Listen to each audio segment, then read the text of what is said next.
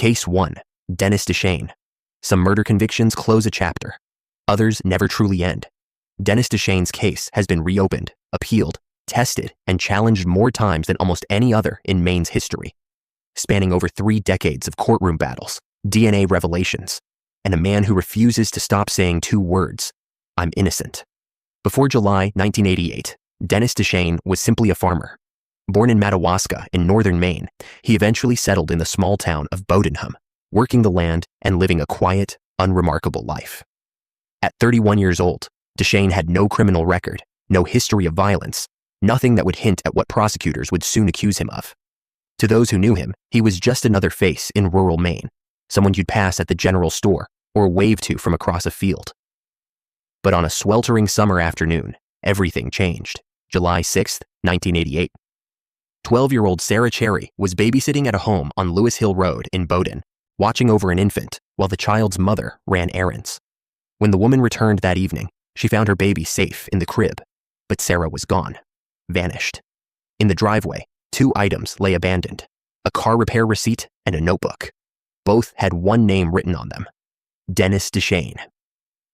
Police immediately launched a search, scouring the surrounding woods as daylight faded into dread. That same evening, officers encountered Duchaine himself wandering through the trees, disheveled and disoriented. He claimed he'd been in the woods doing drugs and had gotten lost. They took him in for questioning, but at that moment, they still didn't know where Sarah was. 2 days later, on July 8th, searchers made the discovery every parent fears. Sarah's body was found hidden in a densely wooded area, roughly 500 feet from Hallowell Road. She had been bound with yellow rope, assaulted, and strangled with a scarf. The scene was horrific, and the entire state reeled. Maine hadn't seen a crime this brutal, this senseless, in years. Law enforcement was under immense pressure to find who did this, and the evidence seemed to point in one direction. Duchaine's red Toyota truck had been spotted driving unusually slowly near the abduction site the day before Sarah disappeared, and again on the afternoon, she vanished. When police found his truck, it was parked near the location where her body was recovered. The yellow rope used to bind Sarah's hands. It matched rope found inside Duchaine's vehicle. The scarf used to strangle her. It belonged to him. Add in the receipt and notebook at the crime scene, and investigators believed they had their man. Duchaine was arrested and charged with murder, kidnapping, and other serious offenses. But Duchaine's story never wavered. He insisted he had been framed. According to him, someone planted that evidence while he was wandering the woods in a drug-induced haze. He claimed he had nothing to do with Sarah's death, that he'd never even met her. His defense team tried to introduce alternative suspects, pointing to other individuals who might have been involved, but the court deemed the evidence too speculative.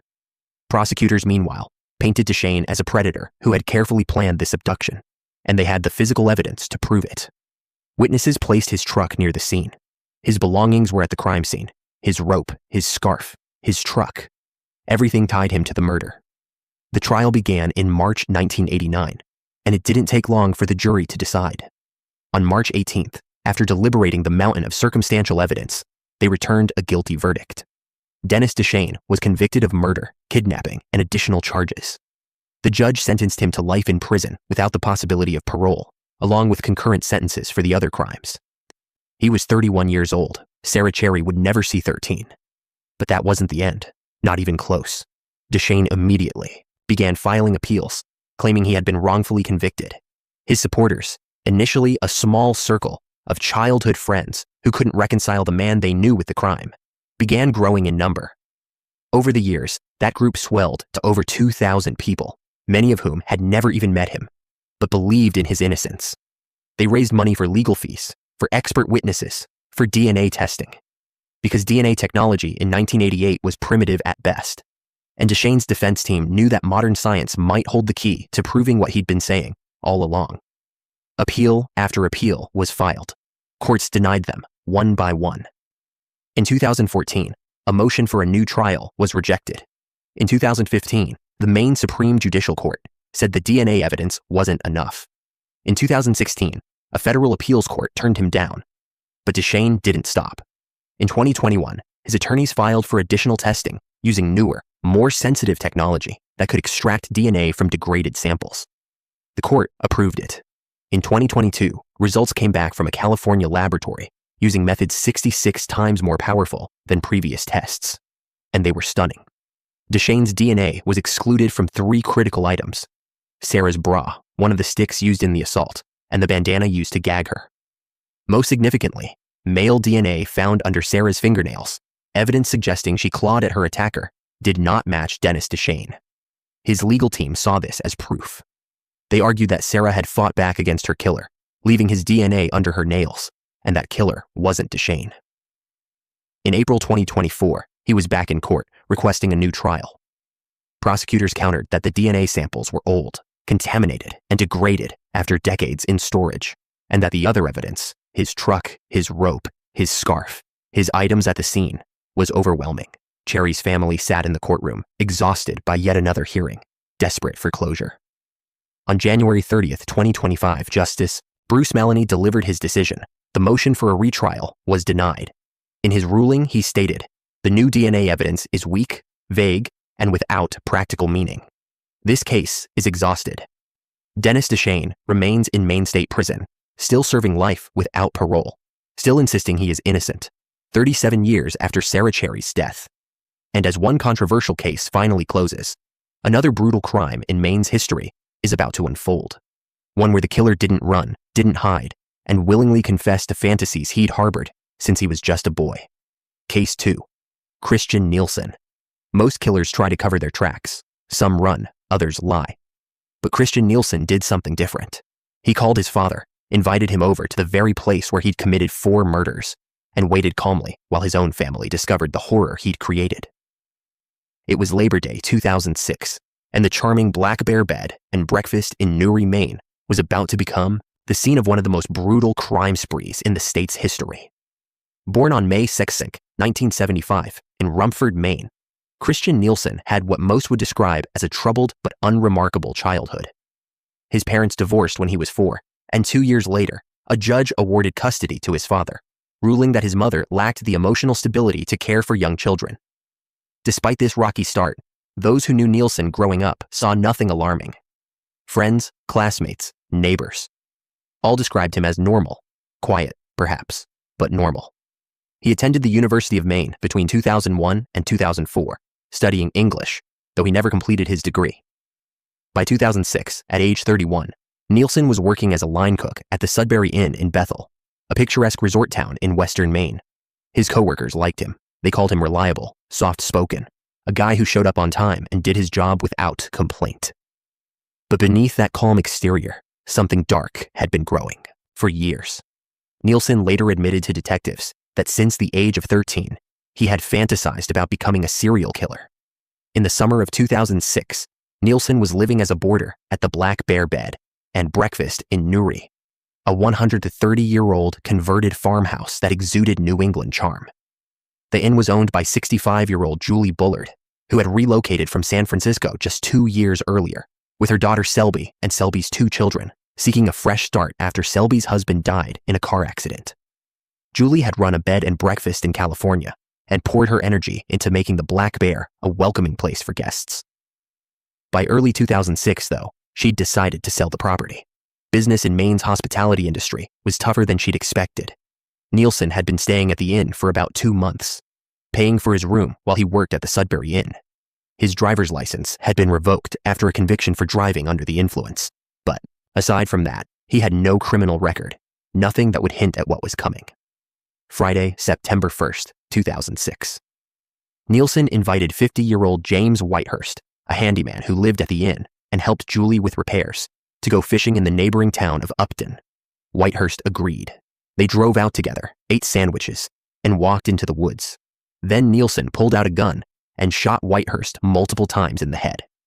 He left the body there and went to work his shift at the restaurant. The next day, Nielsen returned to Upton to bury Whitehurst, but changed his mind. Instead, he doused the corpse with gasoline and set it on fire. The body smoldered in the woods, partially dismembered and burned beyond easy recognition. Sunday, September 3rd. Nielsen woke up worried. James Whitehurst hadn't come back to the inn, and Julie Bullard would start asking questions. So Nielsen made a decision. He broke down Julie's bedroom door while she slept and shot her 3 times. Once in the head, once in the chest, once in the back. After she died, he dragged her body into the nearby woods, took an axe and a hacksaw, and cut her in half. He wrapped the pieces in a tarp, covered them with brush, and left for his shift at the Sudbury Inn. No one suspected a thing. Monday, September 4th, Labor Day. That morning, Selby Bullard and her friend Cynthia Beatson, both co-workers at a local real estate office, decided to drive to the inn to check on Julie. Selby had brought her children with her the weekend before, but they weren't there this time, just two women coming to visit. When they arrived, Nielsen panicked. If they started looking for Julie, everything would unravel. So he shot them both in the head. Then he dragged their bodies outside, retrieved a chainsaw from his father's house, and dismembered them behind the inn. He also removed their rings, cutting off their fingers to get them free, and stuffed the jewelry into a duffel bag. In the chaos, he also ended up taking the lives of two of the inn's dogs. Later that afternoon, Nielsen did something that still baffles investigators. He called his father, Charles, and his stepmother, asking them to come visit the inn. He told them he was running the place in Julie's absence. Around 5:30 p.m., Charles and his wife arrived. They immediately noticed blood, a lot of it. Charles followed a trail into the bushes and found the dismembered remains of Selby Bullard and Cynthia Beatson. He ran back to the house, found Christian sitting calmly, and asked him what happened. Nielsen admitted he had done it. His father immediately called the police. When Maine State Trooper Dan Hansen arrived at the scene, Nielsen didn't resist. He was handcuffed and placed in the back of a cruiser. At the station, detectives read him his Miranda rights, and Nielsen confessed to everything. He told them about James Whitehurst, about Julie, about Selby, and Cynthia. He explained where Whitehurst's body was buried and burned in Upton. He showed no remorse. When asked for a motive, he said James was objectionable. When pressed further, he simply stated he'd been thinking about hurting people for years and finally decided to act on it. Prosecutors speculated he might have wanted to take over the bed and breakfast himself, but even that was uncertain. Nielsen couldn't, or wouldn't, explain why he did what he did. Initially, Nielsen pleaded not guilty. His defense team argued he wasn't competent to stand trial, citing diagnoses of schizoid personality disorder and Asperger's syndrome.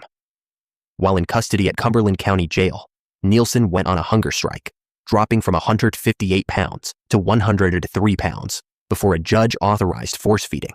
He started eating again before the feeding tube could be inserted. In December 2006, he used a disposable razor to carve an X into his scalp and was placed on suicide watch. Psychiatrists examined him and concluded that while he had mental health issues, he was not legally insane. He understood right from wrong when he committed the crimes. On October 9, 2007, the day before jury selection was set to begin, Nielsen abruptly changed his plea. He pleaded guilty to all 4 counts of murder. On October 18, 2007, Justice Robert Crowley sentenced him to 4 concurrent life terms without the possibility of parole, calling the crimes 4 of the worst criminal acts in recent Maine history. Christian Nielsen is currently incarcerated at Maine State Prison in Warren, where he remains to this day. He has never been able to fully explain why he did it. But if Nielsen's rampage shocked the state, the next case would shake law enforcement itself, because the victim was one of their own, and the manhunt that followed would become the largest in Maine's recent history. Case 3. John Williams. The call came in at 1:42 a.m. on April 25, 2018. A robbery at the Cumberland Farms convenience store in Norwich, Maine. When officers arrived and reviewed the dash cam footage from a nearby patrol vehicle, they saw something that made their blood run cold. The person walking into that store wasn't just any thief. He was driving a fully marked Somerset County Sheriff's cruiser, and the deputy who owned that vehicle was nowhere to be found. Within hours, law enforcement would discover the body of Corporal Eugene Cole, 61 years old, lying in a woman's front yard. Maine hadn't lost a police officer to a shooting in nearly 30 years. The manhunt that followed would mobilize over 200 officers and become one of the largest searches in the state's modern history. John Williams grew up in Madison, a small town in Somerset County. Not much is publicly known about his early years, but by his late 20s, Williams had developed a serious drug problem. Friends who knew him described a man whose personality had been overtaken by substance abuse, someone who was no longer the person they once recognized. By 2018, Williams was 29 years old, standing about 5'6" and weighing roughly 120 pounds. He had a history of minor offenses, driving violations, a prior arrest in Massachusetts, for unlawful possession of a firearm, but nothing violent. That changed in the early morning hours of April 25th. Just after 1 a.m., Williams was dropped off by two friends at a home on Route 2 in Norwich, the residence of Kim Sorrell, a woman he referred to as his stepmother. Williams had lived there briefly as a teenager after a falling out with his parents. That night, he was carrying a backpack, 2 duffel bags, and a bulletproof vest. His friends later told police he seemed paranoid, on edge. As they sat in the driveway, they noticed a Somerset County Sheriff's truck slowly driving past. The brake lights flashed. It was Corporal Eugene Cole, a 13-year veteran of the department, on his regular patrol. Cole recognized Williams. Days earlier, Cole had been involved in the arrest of Williams' girlfriend, Christina Pomerleau, on charge related to cocaine possession. And Williams was supposed to appear in court in Massachusetts that very day on gun charges. Cole knew there was likely a warrant or a reason to bring Williams in. Cole approached. What happened next would later be revealed through Williams' own confession. According to Williams, Cole identified him and attempted an arrest. During the confrontation, Cole tripped backward and fell to the ground. That's when Williams pulled out a gun, stood over the fallen deputy, and shot him in the neck at point-blank range. Cole died almost instantly. Williams later told detectives, "I eliminated him." After the shooting, Williams took Cole's service weapon, climbed into his fully marked cruiser, and drove away. At 1:42 a.m., police received a report of a robbery at the Cumberland Farms convenience store on Waterville Road. Dashcam footage from Cole's stolen cruiser showed Williams walking into the store. He stole cigarettes, Old Gold brand, and a bottle of water, then fled in the cruiser. Officers arrived within 10 minutes, but Williams was already gone. Around 5 a.m., Cole's cruiser was found abandoned on Martin Stream Road, a rural stretch that snakes alongside train tracks and eventually turns to gravel. Williams had disappeared into the woods. Around 6:30 a.m., a woman named Kimberly Sorrell walked outside her home on Mercer Road and discovered Cole's body lying in her yard. Ironically, it was the same property where Williams had once lived as a teenager. She screamed for officers who were already searching nearby, and the nightmare became official. Corporal Eugene Cole, badge number 1312, was dead. He was the first Maine law enforcement officer to be killed in the line of duty by gunfire in nearly 3 decades. He left behind a wife, Cheryl, and a son, David, who also worked as a deputy for Somerset County. The manhunt began immediately. Federal, state, and local agencies descended on the area. Over 200 officers from Maine, New Hampshire, and Massachusetts participated, along with agents from the FBI, the Bureau of Alcohol, Tobacco, Firearms and Explosives, U.S. Border Patrol, and the U.S. Marshals Service. Helicopters circled overhead when weather permitted. Armored vehicles rolled through rural roads. Schools in Norwich, Fairfield, and surrounding towns went into lockdown. Maine Governor Paul LePage issued an emergency declaration and suspended hunting in the affected areas. The search focused on a 25-square-mile wooded region near Martin Stream Road, dense and marshy terrain where investigators believed Williams was hiding. For 4 days, the search continued. Officers moved methodically through the wilderness, following leads, searching cabins, combing through brush. On Saturday, April 28th, a 7-person team located Williams outside a camp near Lost Brook in Fairfield, less than half a mile from where his stolen cruiser had been abandoned. He was wearing long underwear and carrying a clear plastic tote. Maine game warden Chris McCabe spotted him first through a rifle scope and called out for him to get down. Williams complied. Officers surrounded him, and during the arrest, Maine State Police Lieutenant Glenn Lang struck Williams twice in the head to stop him from resisting. Williams was handcuffed, using Corporal Eugene Cole's own handcuffs. The symbolism wasn't lost on anyone. At the Waterville Police Department, Williams confessed.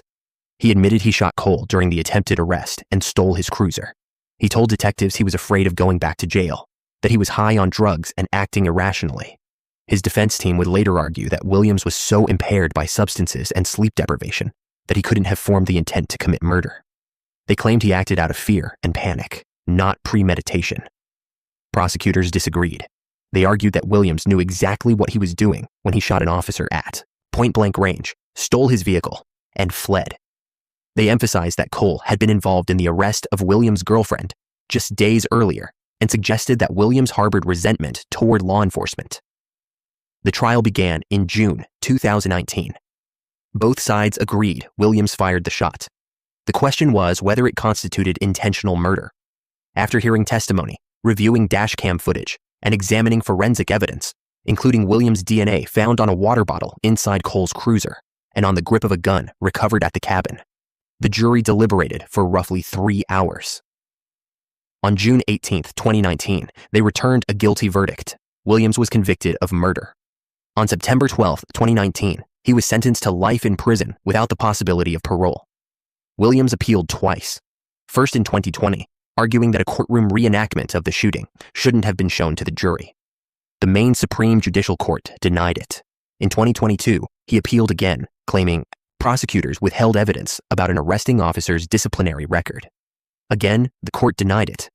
John Williams remains incarcerated, serving life behind bars for the murder of Corporal Eugene Cole. While one manhunt ended with handcuffs and justice, another in Maine would stretch far longer, 68 days in the woods, the longest in the state's modern history, as a man who knew those forests better than anyone tried to disappear forever. Case 4. Robert Burton. For 68 days, an entire region of Maine lived in fear. Schools kept children inside during recess. Families who never locked their doors now slept with loaded guns beside them. Hundreds of law enforcement officers combed through forests, followed trails, checked abandoned camps. They were searching for a man who knew those woods better than almost anyone alive, because he'd grown up there. Robert Burton wasn't just running from justice. He was hiding in the very landscape that had shaped him, and for over 2 months, he vanished like a ghost. But before the manhunt began, there was a murder, and a woman who knew it was coming. Robert Burton grew up in southern Piscataquis County, a rural stretch of Maine where forests outnumber people and everyone knows their neighbors. By his late 30s, Burton had a criminal record that included domestic violence convictions, though Stephanie Gingebo was not the victim in those cases. In March 2013, Burton met Stephanie through an online dating site. She was a 37-year-old mother of 2, Sydney, 13, and Connor, 10, living in Parkman, a small town about 20 miles north of Skowhegan. Burton moved into her home in August 2013, and for a while, things seemed fine. But as the months wore on, the relationship turned toxic. Friends and coworkers later described Burton as controlling, jealous, constantly accusing Stephanie of infidelity. The household grew tense. Stephanie's children noticed their mother was no longer happy. May 30, 2015, Stephanie finally ended the relationship. Burton moved out. For the first time in 2 years, the house felt peaceful. Sydney later recalled her mother saying, "We are finally happy again, and we will be all right." But Stephanie wasn't naive. She knew Burton. She'd seen his anger, his obsession. So she changed the locks on her doors. She started sleeping with a handgun under her pillow. She told friends and coworkers she was afraid. When asked what she would do if Burton came back, she said, "I have a gun, and I'm prepared to use it." She was terrified, and she had every reason to be. June 4th, 2015, late at night. Burton returned to the home he'd once shared with Stephanie. He brought a knife, a roll of black duct tape, binoculars, flashlights, water bottles, and 5 prescription medication bottles, all packed into a camouflage backpack. In his pocket, he carried a handwritten list of accusations and explicit questions about men he believed Stephanie had been with. His plan, according to evidence presented at trial, was to tie her up with the duct tape and force her to admit her wickedness. He approached the house silently. Stephanie's children were asleep upstairs. Burton climbed through the ground floor bedroom window. Stephanie woke up. She grabbed the gun from under her pillow and fired, hitting Burton in the left shoulder. But he didn't retreat. Instead, he lunged at her, wrestled the gun from her hands, and turned it on her. He shot her 3 times in the back as she tried to get away. Stephanie collapsed to the floor. Burton, bleeding from his neck and shoulder, didn't call for help. He didn't call 911. He grabbed his backpack, which he dropped outside the window in the struggle, and disappeared into the night. The next morning, June 5th, 2015, 13-year-old Sydney Gingebo came downstairs and found her mother lying face down in a pool of blood. She woke her younger brother Connor and called 911. Deputies from the Piscataquis County Sheriff's Office arrived to find 4 shell casings from a 9mm handgun scattered on the bedroom floor, an open window, Burton's camouflage backpack outside, still containing the duct tape, knife, and other items. The medical examiner later determined Stephanie had been shot multiple times in the lungs, spinal area, and trachea. The death was ruled a homicide, and Robert Burton was gone. Law enforcement launched what would become the longest and most expensive manhunt in Maine's history. Hundreds of officers from multiple agencies, including the FBI, flooded southern Piscataquis County. They searched woods, checked camps, followed tips, reviewed game camera footage that occasionally captured Burton's image. The manhunt cost over $500,000 for state police alone, not counting federal and local resources. For 68 days, Burton survived in the wilderness. He later testified that a childhood friend, George Miles, had given him an old tent and sleeping bag and allowed him to take vegetables from a garden plot. Burton claimed he wanted to turn himself in, but was afraid police would shoot him on sight. He said he overheard troopers say as much while he was hiding nearby. The entire region was on edge. Schools canceled outdoor recess for weeks. Families locked their doors and kept weapons close. Vance Ginn, Stephanie's father, said his community had never been like this, living in fear, trapped inside their own homes. But as summer turned to August, Burton realized he couldn't stay in the woods forever. On August 11, 2015, he walked into the Piscataquis County Jail in Dover, Foxcroft. Clean-shaven and in relatively good health, he told the guard, "I'm Robert Burton." The trial began in October 2017. Burton took the stand in his own defense, claiming he never intended to harm Stephanie. He testified that they had reconciled on June 3rd, had been intimate, and were planning to move out of state together with her children. He said he went to her home that night to continue their relationship, only to be shot first by Stephanie. The shooting, he insisted, was accidental, a struggle for the gun that went tragically wrong. Prosecutors painted a very different picture. They argued that a jealous man, recently kicked out of the house by a woman he couldn't control, had motive for murder. They pointed to the duct tape, the knife, the list of accusations, the fact that Stephanie had feared him enough to sleep armed. The evidence, they said, told the real story. After deliberations, the jury returned a guilty verdict. Robert Burton was convicted of murder and illegal possession of a firearm by a prohibited person. On December 15, 2017, Justice Robert Mullen sentenced him to 55 years in prison. With good behavior, Burton would be 86 years old before he'd be eligible for release. Stephanie's father, while hoping for a life sentence, accepted the outcome. "This is life for him," Vance Ginn said outside the courthouse.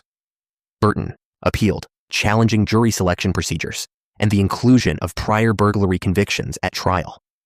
In 2018, the Maine Supreme Court upheld the conviction. Robert Burton remains incarcerated at Maine State Prison in Warren, serving his sentence for the murder of Stephanie Ginn Gebo. But Burton's wasn't the only case where a killer's past hinted at the violence to come, because the next criminal had dreams of murder long before he ever acted on them. And when he finally did, the brutality shocked even seasoned investigators. Case 5. Thane Ormsby. Some criminals wear their darkness on the surface. Others hide it beneath a friendly smile, a polite demeanor, a reputation that makes everyone say, "He seemed like such a good guy." Thane Ormsby was the latter. An Ellsworth High School graduate, a former cross-country runner, someone his classmates remembered fondly, until the day in June 2010, when he walked into a quiet home in Amity, Maine, and committed an act so brutal that even hardened investigators struggled to process what they found. 3 people were gone: a father, his 10-year-old son, and a family friend. And the man responsible had vanished across state lines, leaving behind a scene of unimaginable violence. Thane Ormsby was born in Ellsworth, a coastal city in Hancock County. By all accounts, his early life was marked by instability. He drifted between homes, never quite finding his footing. In high school, he ran cross-country and seemed well-liked, but something shifted after graduation. Friends later said he'd wanted to join the Marines, talked about it constantly, but always found excuses not to follow through. Instead, he dropped out before finishing his senior year and began bouncing from place to place, living with whoever would take him in. He stayed with a pastor for a while, then moved on. By 2010, he was 20 years old, living in Orient with Robert and Joy Strout, a disabled couple who let him stay in exchange for cooking, cleaning, and helping with chores. People who knew him during this time described him as intelligent, capable of humor, but also volatile, prone to angry outbursts, and unable to commit to plans. Beneath the surface, something darker was brewing. The Strout family had a connection to Jeffrey Ryan, a 55-year-old man living in nearby Amity. Ryan had previously dated Tamara Strout, Robert and Joy's daughter, and they shared a 16-year-old daughter together. There was tension there, lingering animosity. Ormsby became aware of it. Exactly what went through his mind in the days leading up to June 22, 2010, remains unclear, but what he did that night is horrifyingly documented. June 22, 2010. Ormsby armed himself with a combat-style knife and drove to Jeffrey Ryan's mobile home on US Route 1 in Amity, a quiet farming and logging town of about 200 residents. Inside were Jeffrey, his 10-year-old son Jesse, who had just returned from visiting his mother, and Jeffrey's friend, 30-year-old Jason Duchaine. Ormsby later claimed he believed Jeffrey was a drug dealer and that he went to the house to confront him. Investigators found no evidence to support this claim. What they did find was a massacre. Ormsby attacked Jeffrey Ryan first, stabbing him repeatedly. Jason Duchaine, witnessing the violence, tried to escape. He ran outside, but Ormsby chased him down, stabbed him multiple times, and slit his throat. Jesse, just a child, fled to his bedroom. Ormsby followed him. The boy was stabbed to death in the place he should have been safest, his own home. All three victims suffered multiple sharp force injuries. The medical examiner later testified that they experienced not only physical pain, but unimaginable fear before they died. Jesse, in particular, had watched the initial attack on Duchaine before running for his life, only to be hunted down by someone he likely recognized. The brutality was incomprehensible.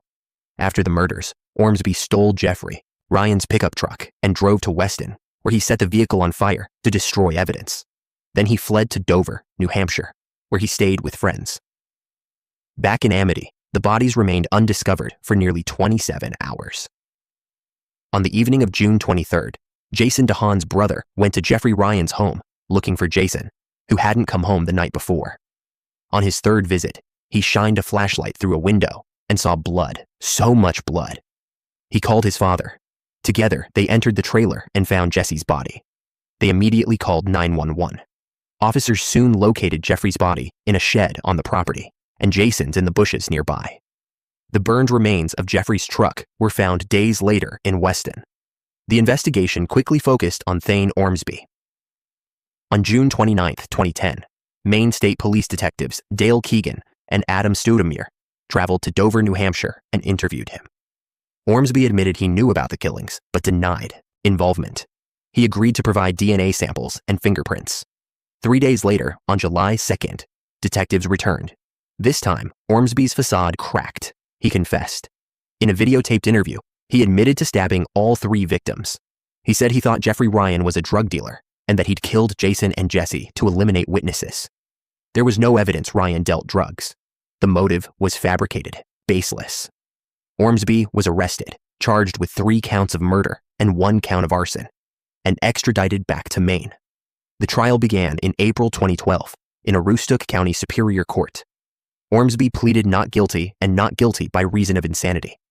His defense team argued he was mentally unstable, possibly manipulated by outside influences, and not criminally responsible for his actions. The prosecution painted a very different picture. Deputy Attorney General William Stokes emphasized Ormsby's planning, his calculated violence, and his complete lack of remorse. On April 13, 2012, after 3 hours of deliberation, the jury returned guilty verdicts on all counts, 3 murders and 1 arson. In a second phase of the trial, jurors were asked to determine whether Ormsby was criminally responsible despite his insanity plea. They concluded he was sane at the time of the murders and fully aware of his actions. On June 7, 2012, Justice E. Allen Hunter sentenced Thane Ormsby to 3 life sentences, 1 for each murder, plus an additional 15 years for arson. Maine abolished parole in 1976, meaning Ormsby will spend the rest of his natural life in prison with no possibility of release. During sentencing, Justice Hunter noted that only one other person in Maine's history had killed more people than Ormsby, Christian Nielsen, who murdered 4. Mr. Ormsby is tied for second place in the annals of mass murder in Maine, Hunter said. Family members of the victims spoke through tears, asking for the maximum sentence. Jesse Ryan's aunt read aloud an essay Jesse had written for school just 4 months before his death, in which he described his father as his greatest friend in the world. Robert Duchaine, Jason's father, gave an emotional testimony about the pain his family endured. When asked if he had anything to say before sentencing, Ormsby declined. He showed no emotion, no remorse. Ormsby has since appealed his conviction multiple times, arguing his Miranda rights were violated, that he received ineffective counsel, and that alternative suspects were not properly investigated. In October 2013, the Maine Supreme Judicial Court upheld his conviction. In March 2014, the U.S. Supreme Court refused to review the case. Subsequent appeals in 2019 and 2020 were also denied. Thane Ormsby remains incarcerated at Maine State Prison, where he will spend the remainder of his life. But Ormsby's crime, horrific as it was, occurred in a moment of explosive violence. The next case is different because it unfolded slowly, methodically, inside a family home where love had long since turned to fear, and where a young man's dark intentions had been building for years. Cassie 6, Matthew Cushing. Most family annihilators act in moments of rage, explosive violence that erupts without warning. Matthew Cushing was different. He planned, he researched, he spent hours on the internet learning the best places to stab a human body to ensure death. He armed himself with a knife and a stun gun, drove from his college apartment to his family's home, and methodically ended the lives of everyone he claimed to love, all because he believed he was saving his family from falling apart. But when the smoke cleared and firefighters found 3 bodies inside the burned home in Old Orchard Beach, it became clear that the only thing Matthew Cushing had saved was his own twisted version of control. Matthew Cushing was 22 years old in February 2008, a student at the University of Maine in Orono who had taken the semester off. To those who knew him, he seemed like a good kid, conscientious, thoughtful, even caring. He'd grown up in a blended family. His mother, Carol Bolduc, 42, had remarried Christopher Bolduc, also 42, and together they were raising Christopher's son from a previous relationship, 15-year-old Joshua. The family lived in a Cape Cod-style home on Birkdale Circle in Old Orchard Beach, a resort town with a year-round population of about 9,000. Christopher ran 2 novelty shops near the Old Orchard Pier, and Carol was president of their neighborhood association. On the surface, they looked like a typical American family. But beneath that facade, cracks were forming. During his time at college, Matthew began drinking heavily and using drugs, particularly cocaine. When he couldn't afford drugs, he'd buy bottles of cough syrup and consume them in excess. Before his senior year, he asked his parents to fund a backpacking trip to Europe. They agreed and gave him the money. Instead of using it for travel, Matthew spent it on drugs and alcohol. Around this time, he learned that his mother and stepfather were planning to separate. There were rumors that Christopher was involved in a relationship with another man, though this was disputed. Regardless of the details, Matthew took the news hard. He became obsessed with the idea that his family was breaking apart, that his mother wouldn't be able to support herself after the separation, and that his stepfather hadn't been treating his younger half-brother Joshua properly. In Matthew's mind, the only way to fix the situation was to intervene, violently. On February 20th, 2008, Matthew woke up in his Old Town apartment, got in his car, a Ford Taurus, and drove to Old Orchard Beach. He arrived sometime in the afternoon and parked near a dog park. Carol spotted his car while she was at work at Blustery Day Flags, the novelty store she and Christopher owned. She called Christopher between 2:35 and 2:40 p.m. to tell him Matthew's car was in the area. She left work at 2:15 p.m. to go home and be with Joshua. What happened next was reconstructed through forensic evidence and Matthew's own confession. Matthew entered the family home armed with a knife and a stun gun. He found Joshua and tried to talk to him about the family, hoping to enlist his help in confronting Christopher about the impending separation.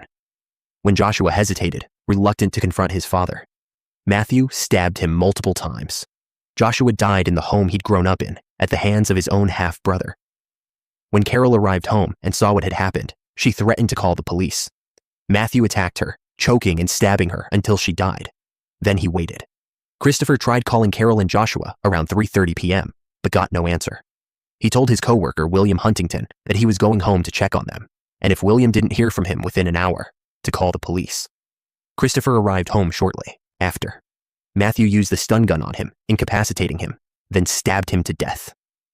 The family dog, trapped in a kennel, also died during the chaos. After the 3 were gone, Matthew made a decision. He didn't want anyone to find the bodies. He set fires in 3 separate locations: the kitchen, the hallway, and the basement stairway, hoping to destroy the evidence. Investigators later found a melted plastic gas can on the kitchen floor. The fires didn't burn as thoroughly as Matthew had hoped, but they caused enough damage to bring firefighters and police to the scene. After setting the fires, Matthew got into Carol's silver 2003 Toyota 4Runner and drove it to Staples Street, just 300 feet from where his own car was parked. He switched vehicles and drove back to his apartment in Old Town, arriving between 7 and 7:15 p.m. He maintained to friends and roommates that he hadn't been in Old Orchard Beach that day. At 5:42 p.m., dispatch received a call about smoke and a possible fire at 15 Birkdale Circle. Police and firefighters arrived to find the house engulfed in smoke.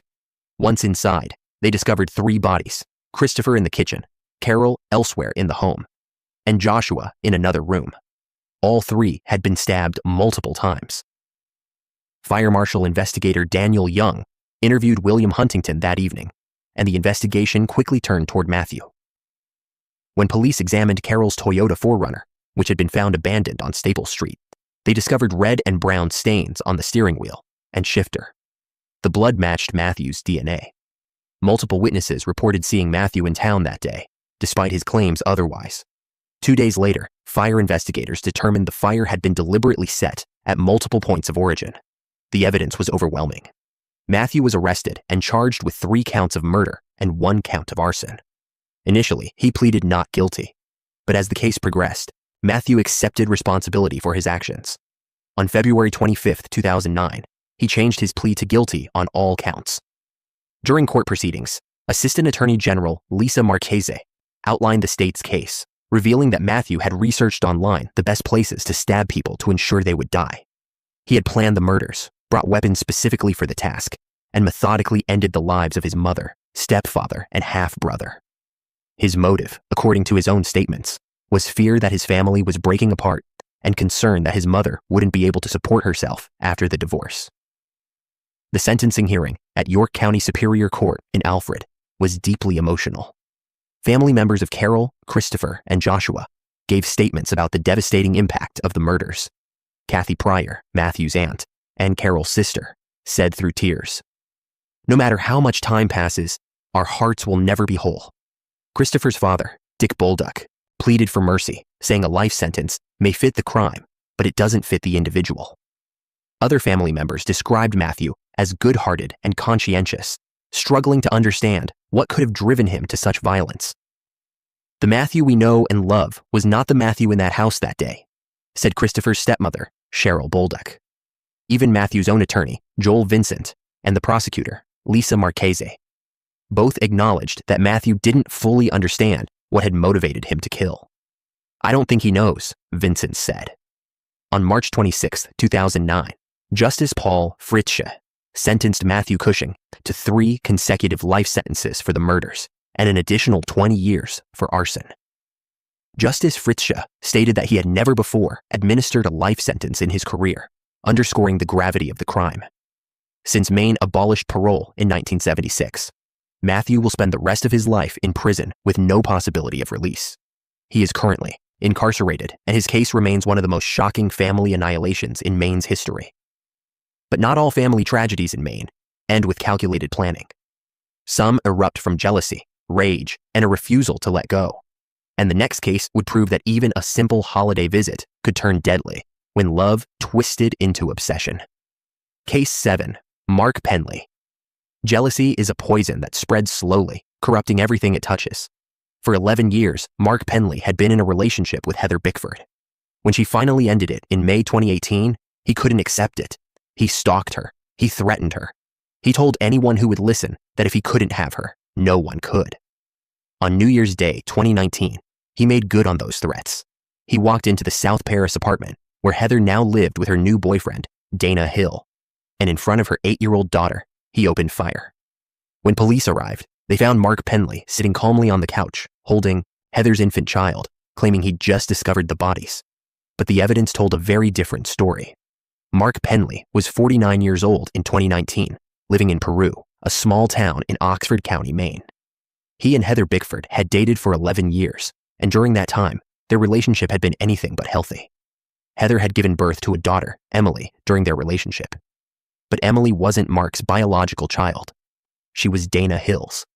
In 2012, Heather filed a paternity proceeding against Dana, and DNA testing confirmed with 99.9% certainty that Dana was Emily's father. A judge ordered Dana to pay child support, including over $7,000 in back payments. This created a source of deep resentment for Mark. He stayed with Heather despite it, but his jealousy and controlling behavior only intensified over time. By May 2018, Heather had had enough. She ended the relationship with Mark and began seeing Dana Hill, as Dana was 31 years old, the same age as Heather, and they quickly built a life together. In 2018, Heather gave birth to their second daughter, an infant. The family lived in Dana's apartment at 24 Market Square in South Paris. For Heather, it should have been a fresh start, but Mark Penley refused to let go. According to friends and family, Mark began stalking Heather almost immediately after the breakup. He filed what prosecutors later called a bogus protective order against Heather, then lured her to his house by threatening suicide or threatening to harm her dogs. When she arrived, he would call the police and have her arrested for violating the protective order. Heather spent 2 full weekends in jail while 6 months pregnant because of these tactics. Mark also tried to paint Heather as an unfit mother, accusing Dana of inappropriate behavior with Emily and forcing Heather to take the child to a doctor for an examination to refute the claims. He pushed Heather down and pinned her on the bed while she was pregnant. He pinned a handwritten note calling her a derogatory name to a public bulletin board at a variety store in Canton. His obsession was escalating, and everyone around Heather could see it. On December 27, 2018, Heather and Dana were at a bar in Paris with a friend when Mark Penley showed up in the parking lot and began following them. Heather told her friend that Mark had previously threatened to blow his whole paycheck on bullets and kill both her and Dana. The next day, December 28th, Heather spoke to Paris police officer Joseph Correa and told him she was afraid of Mark, that he hadn't stopped bothering her since the breakup. She wanted to file for a protection from abuse order, but the courts were closed for the New Year's holiday. She texted her landlord, a local court marshal, on December 30th, asking if the courthouse would have a judge available on December 31st so she could apply for the order. Her landlord told her the courthouse would be closed until after the New Year. Heather never got the chance to file. New Year's Day, January 1st, 2019. Mark Penley drove to Dana Hill's apartment at 24 Market Square. Heather and Dana were there with their 2 daughters, 8-year-old Emily and their infant. What happened inside that apartment was later pieced together through forensic evidence, surveillance footage, and witness statements. Mark shot Heather 5 times. He shot Dana 3 times. Blood was found in every room of the apartment, indicating Heather had been moving and bleeding profusely during the attack. Based on the amount of blood and the location of the bodies, prosecutors later concluded that Emily had likely witnessed the majority of the violence. Miraculously, neither of the children were physically harmed, though the trauma they witnessed would last a lifetime. After the shooting, Mark Penley called 911. He told the dispatcher he had come to the apartment to visit the children and discovered the bodies. When police arrived, they found him sitting on the couch, holding Heather's infant child. Emily was sitting beside him. Mark claimed he'd just found them dead. But detectives immediately found inconsistencies in his story. Surveillance footage showed Mark arriving at and leaving the apartment around the time of the murders. A search of his vehicle revealed a 50-round ammunition box with 8 rounds missing, matching the number of times Heather and Dana had been shot. Police also found a pair of blue latex gloves on the front passenger floor of his vehicle. Most damning of all, bloodstains were discovered on Mark's boots. DNA testing confirmed the blood belonged to Heather Bickford. Further investigation revealed Mark had stalked the couple for months.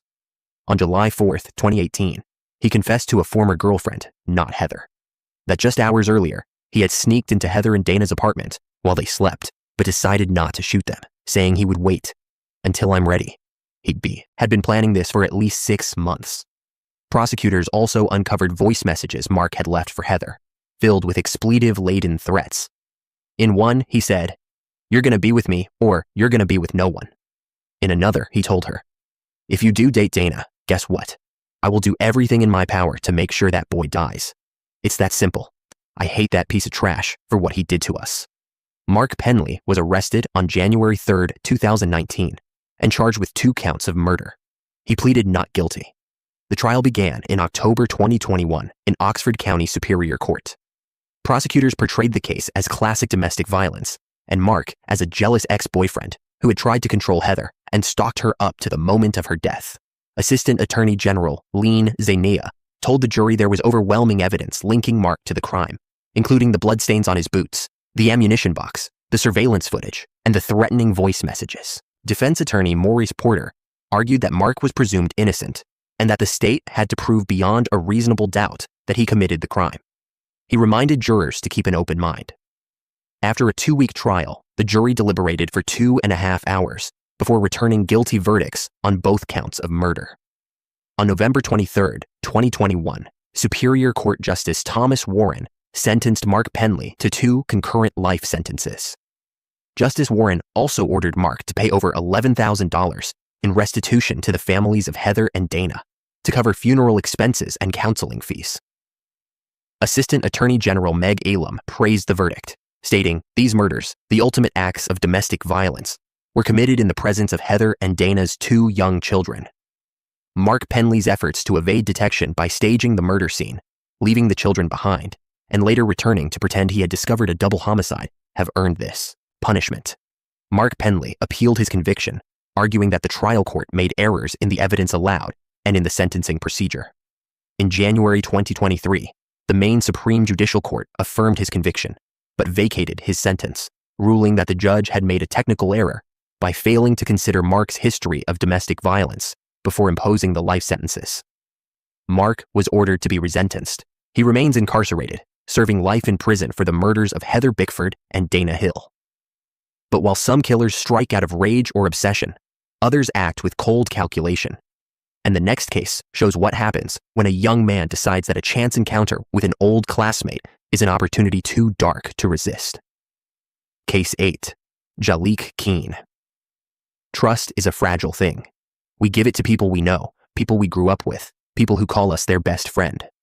Michaela Conley trusted Jalik Keene. They'd attended Mount Desert Island High School, together in Bar Harbor, Maine. When he asked for a ride from Boston Logan Airport on May 31st, 2018, she didn't hesitate. She drove hours to pick him up, brought him back to their hometown, and spent time with him in the early morning hours at a playground near her home. By sunrise, she was gone. Security camera footage captured everything. Jalik carrying Michaela over his shoulder as she kicked, trying desperately to escape. Hours later, the same camera recorded him dragging her lifeless body into the woods. When questioned by police, Jalik had an explanation for everything. Except for one detail he couldn't talk his way around. The video didn't lie. Jalik Keene was born in Lewiston, Maine, and spent his early childhood there before being adopted by a Bar Harbor family. He attended Mount Desert Island High School, where he became a sports star, playing running back on the football team. Classmates remembered him as talented and ambitious. He graduated in 2015 and briefly attended West Virginia State University, where he was listed on the football roster as a freshman, but didn't continue beyond that season. By 2018, at 21 years old, Jalik had returned to Maine after spending time playing football for an amateur team in Serbia. But beneath the athletic achievements and friendly exterior, there were warning signs. Jalik had a criminal history dating back to 2012, when he was sentenced for a felony burglary charge at age 15. Friends and family would later describe a pattern of antisocial behavior, a young man who never took responsibility for his actions. Michaela Conley was 19 years old in 2018, a vibrant young woman full of life who worked at Two Cats restaurant in Bar Harbor. She'd been an underclassman at Mount Desert Island High School when Jalik was a senior, and they'd remained friends after graduation. They were connected on Facebook, kept in touch, and by all accounts, Michaela considered Jalik someone she could trust. On May 31st, 2018, Jalik contacted Michaela and asked if she could pick him up from Boston Logan International Airport. He was returning from Europe after his stint playing football in Serbia. Michaela agreed. She drove the hours to Boston, picked him up, and they arrived back in Bar Harbor around 1 o'clock in the morning on June 1st. Instead of going straight home, they went to the playground at Connors Emerson School, an elementary school just across the street from where Michaela was living with her mother. What happened next would be captured in chilling detail by the school's security cameras. According to Jalik's later testimony, he and Michaela engaged in activity together on the playground around 2 a.m. He claimed it was consensual. He said Michaela became upset afterward, and he tried to console her. But the security footage told a very different story. At 3:36 a.m., the camera recorded a man resembling Jalik picking Michaela up over his shoulder and walking off with her. Her feet were kicking. She was struggling, trying to break free. Hours passed. At 7:05 a.m., the same camera captured Jalik dragging Michaela's lifeless body by her wrists across the pavement.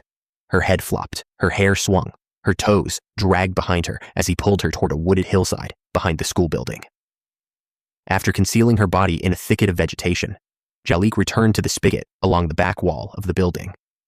The camera recorded him washing his hands, his arms, his shoes, his lower legs, cleaning away the evidence. Then he left. Michaela was reported missing on Friday, June 1st. Her family and friends were frantic. The community of Bar Harbor rallied, organizing searches and holding candlelight vigils. And Jalik Keene was right there with them. He showed up at Michaela's house unannounced, spoke with her mother, and gave tips to the search party when they went looking for her. He acted concerned, surprised, confused about where his friend could be. But investigators were already suspicious. On June 2nd, before Michaela's body had even been found, Detective Thomas Pickering interviewed Jalik. He admitted to being picked up by Michaela at Logan Airport and driving back to Bar Harbor with her. He told detectives they went to the playground at Connors Emerson School, where they were intimate for the first time. He said Michaela got upset. They had a physical altercation, and he showed detectives scratches on his back that he claimed Michaela had inflicted. He said he left the playground around 3:30 a.m. and never saw her again. Later that same day, June 2nd, a police dog found Michaela's body in the wooded area near the school, concealed beneath vegetation at the base of a hillside adjacent to Connors Emerson School, just off the intersection of Route 3 and West Street. An autopsy revealed she had died from blunt force trauma to the head and strangulation. Her torso and extremities showed multiple abrasions and contusions caused by dragging and injury. DNA evidence found under Michaela's fingernails and elsewhere matched Jalik Keene, and only Jalik Keene. On June 4th, 2018, Jalik was arrested and charged with murder and gross assault. The trial began in May 2019 in Hancock County Superior Court in Ellsworth. Prosecutors portrayed Jalik as a narcissist and a devious killer who had taken advantage of a friend's trust. Assistant Attorney General Meg Elam described the violent beating and strangling Jalik inflicted on Michaela before assaulting her. She emphasized the DNA evidence, the security camera footage, and Jalik's behavior after the crime, pretending to be concerned while secretly knowing exactly where Michaela's body was. About 50 people crowded into the courtroom, most of them supporting Michaela's family. On the final day of trial, Jalik made the decision to testify in his own defense. Under questioning by his attorney, Don Corbett, he claimed he did not take Michaela's life and that everything that happened between them was consensual. He acknowledged having a traumatic and abusive childhood before being adopted and moving to Bar Harbor, suggesting he suffered from post-traumatic stress disorder. A psychologist testified that Jalik could have experienced a dissociative episode that wiped his memory. But when prosecutors played the security camera footage, showing Jalik carrying Michaela's body over his shoulder and later dragging her lifeless form across the pavement, and asked him to explain what they were watching, Jalik repeated the same phrase over and over. "I don't remember dragging her body." He could not explain why he moved her body. He could not explain the footage. He simply claimed he had no memory of it. On May 24th, 2019, after deliberating, the jury of 6 women and 6 men returned guilty verdicts on both counts: murder and gross assault. Emotions ran high in the courtroom as roughly 30 of Michaela's friends and family members watched the verdict being read. On September 11th, 2019, Superior Court Justice Robert Murray sentenced Jalik Keene to 58 years in prison for murder and 30 years concurrent for the assault charge. During sentencing, Michaela's mother, Laura Timoney, spoke through tears about the trust she had placed in Jalik, someone she'd believed was one of her daughter's good friends. "We seem incapable of doing much anymore," she said. "I am beyond broken. I am broken beyond repair without my girl. This is my life sentence. Jalik Keene has broken our family." Jalik's adoptive mother, Barbara Keene, told the court that the tragedy had devastated 2 families and shaken an entire community. but that her son's conviction was not the sum total of who he is. Jaliek himself addressed the court, claiming he would never intentionally hurt one of his friends, and stating he'd attempted to end his own life more than 100 times. "You'll never hate me more than I hate myself," he said quietly. But justice. Murray noted Jaliek's lack of willingness to take responsibility, despite overwhelming video evidence, calling it chilling. Jaliek Keene remains incarcerated, and in 2020, the Maine Supreme Court upheld his conviction, rejecting appeals that argued for a change of venue and a shorter sentence. But while Jaliek's crime was captured on camera, leaving no room for doubt, the next case would prove that even without video evidence, the truth has a way of surfacing, especially when the person responsible can't stop himself from revealing what he's done. Case 9. Mark Cardilli, Jr. Some cases are clear-cut. Others exist in the complicated space between self-defense and homicide, where every detail matters, and where questions about race, family loyalty, and reasonable force collide in ways that divide entire communities. On March 16, 2019, Mark Cardilli, Jr., a 24-year-old U.S. Army veteran, shot and killed 22-year-old Isahak Muse in his family's Portland home. Mark claimed he was protecting his family. Prosecutors argued he used deadly force when it wasn't justified. The medical examiner found that Muse had been shot twice in the back, and the fact that Mark was white and Muse was black and Muslim added layers of tension that would spark protests and outrage throughout Portland's Somali and immigrant communities. What happened that night? It depends on who you ask. Mark Cardilli, Jr. was a Portland native who had recently returned home after serving in the U.S. Army. He was staying with his parents at their house on Milton Street in Portland's Riverton neighborhood while transitioning back to civilian life. By all accounts, his time in the military had changed him. His 17-year-old sister, Chelsea Cardilli, later testified that their relationship became strained after Mark joined the Army. She told the court that Mark had made racist and Islamophobic comments, and that both Mark and their father disapproved of her relationship with Isahak Muse. Muse was a young black Muslim man from South Portland, and despite Chelsea's parents' objections, he was a frequent guest at the Milton Street home. On the night of March 15, 2019, Isahak Muse came to visit Chelsea. There was a complication. Chelsea had bail conditions that prohibited her from having contact with Muse, but her father agreed to let him stay until 1 in the morning. Muse had been drinking throughout the day. When 1 a.m. arrived, the elder Cardillis insisted that Muse leave. He pleaded to stay longer. They refused. Mark Cardilli and his father began escorting Muse toward the kitchen door. That's when Mark's mother shouted that Chelsea had struck her. Muse immediately pushed his way back into the house, knocking Mark and his father into the refrigerator and kitchen table. A fight broke out. Everyone in the home became involved: Muse, Chelsea, Mark, their parents. The situation escalated quickly. At some point during the chaos, Mark made a decision. He ran to his apartment above the garage and retrieved his handgun from a safe. He later told investigators he thought Muse would leave as soon as he saw the weapon. He didn't call 911. He didn't try to de-escalate. He came back with the gun, pointed it at Muse, and demanded that he leave. Instead of leaving, Muse punched Mark in the face 4 or 5 times. And that's when Mark fired 3 shots.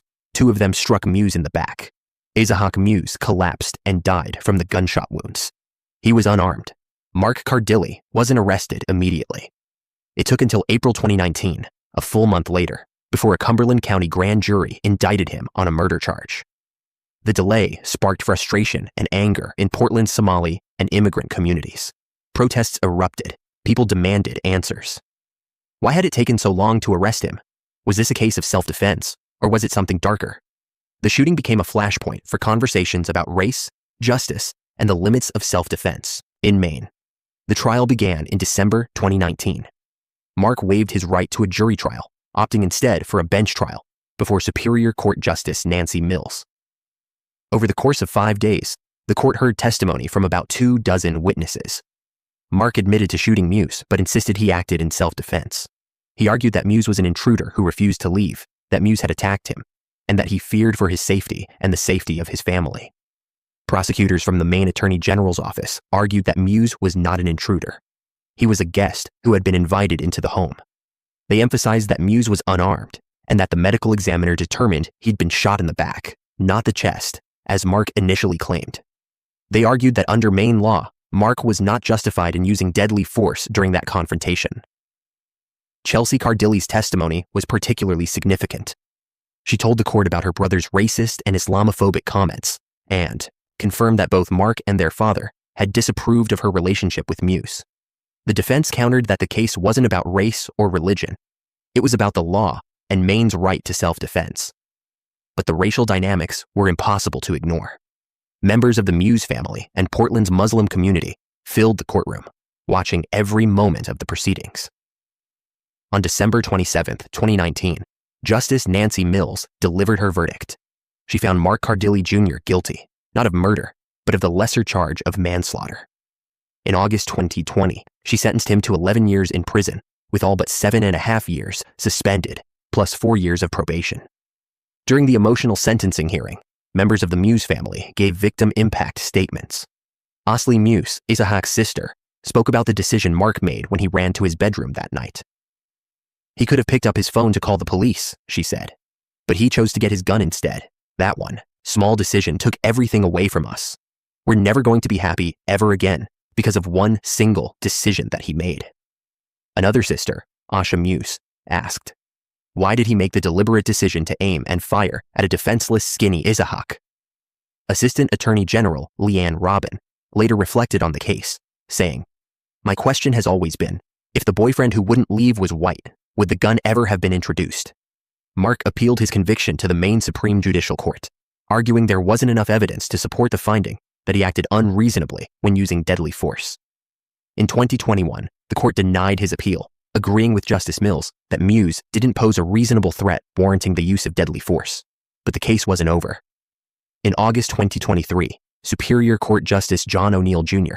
vacated Mark's conviction, ruling that his trial attorneys had provided ineffective counsel by failing to vigorously argue that Mark acted in self-defense.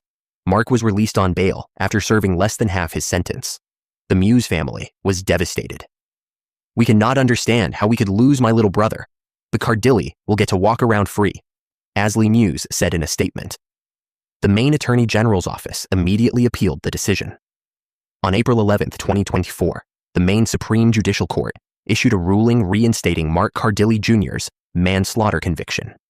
The justices concluded that there was no room for any argument over the facts of the case, and that even if Mark believed his use of deadly force was necessary, his belief was not reasonable under the circumstances. Mark Cardilli Jr. continues to serve his sentence, and the case remains a painful reminder of a night when fear, anger, and a single decision changed two families forever. But while Mark's case raised questions about race and self-defense, the final case in Maine's criminal history would bring us back to the power of persistence, because sometimes justice doesn't come quickly, and sometimes it takes decades of waiting before the truth finally surfaces. Case 10, Gerald Goodale. Some murders are solved within days. Others take weeks, months, even years. But 34 years? That's a lifetime. Long enough for memories to fade, for witnesses to disappear, for families to lose hope that justice will ever come. On Christmas Eve 1987, 20-year-old Janet Brochu went out with friends in Waterville, Maine. She was last seen leaving a nightclub at midnight with a man. 3 months later, her body was found in the Sebasticook River in Pittsfield. Police interviewed a man named Jerry, later identified as Gerald Goodale, who admitted he was the last person to see Janet alive. But there wasn't enough evidence to charge him. The case went cold. Until 2021, when new evidence finally emerged, and investigators realized that the man they'd suspected all along had been sitting in Maine State Prison the entire time, already serving 75 years for another eerily similar murder. Gerald Goodale lived on Water Street in Waterville's South End with his parents in the late 1980s. He was in his late 20s, unemployed, and supported himself with odd jobs. Neighbors described him as combative and reclusive, someone who spent most of his time tinkering with cars behind his parents' home. He was known to frequent local nightclubs and bowling alleys, places where young people gathered on weekends. On the surface, he seemed like just another face in the crowd.